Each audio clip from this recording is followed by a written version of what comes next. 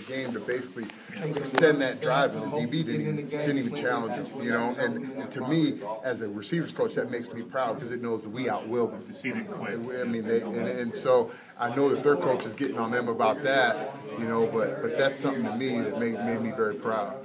You probably already answered this question. It just seems like Josh is elevating his game each week. I mean, do you see a big difference in him, you know, week by week at this point? It seems like that's kind of manifesting itself on the field. Yeah, you know, Josh is playing with a ton of confidence right now. He's playing like a guy who expects himself to win, play in and play out, instead of early on in the year when, as a young guy, he hadn't played a whole bunch, so he's kind of feeling his way through a game, and now he's kind of just playing, and there's a big difference.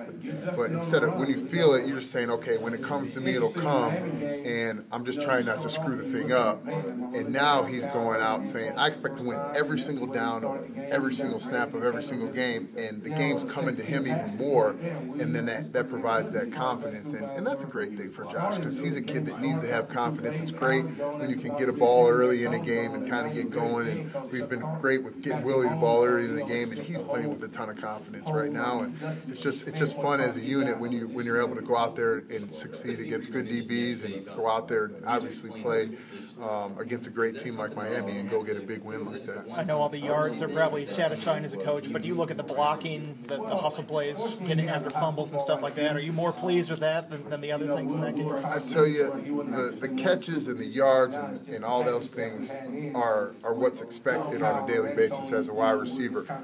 The hustle plays, the blocking is what makes you proud as a coach, because that means they're realizing that this game is something that you're selfish if all you want is yards and catches. You're unselfish being a player if you're willing to do the dirty work, blocking downfield, hustling to go get your teammates a block. And when I sat with those guys on Sunday and we went over it, the one thing that I said was, guys, we had 7 times where we made blocks downfield that sprung plays that were over 15 yards. And that's a lot for you know, it's the most I've ever had in one game. And that just means they're starting to get it, and they're starting to understand if we block downfield and these backs get holes and they can pop through, that we can spring that thing for an extra 5 to 10 to 20 yards.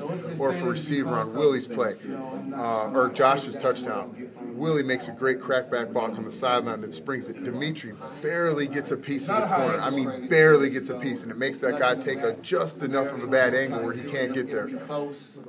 That brings Josh for a touchdown. If those two guys don't do that, maybe it's just a 20-yard game, you know, and instead it's a touchdown. And those little things like that are it's just stuff that you take, you know, complete pride over as a coach, and you understand that those guys are working the ball. Obviously, the passing yards have been there the past couple of weeks, but when you get the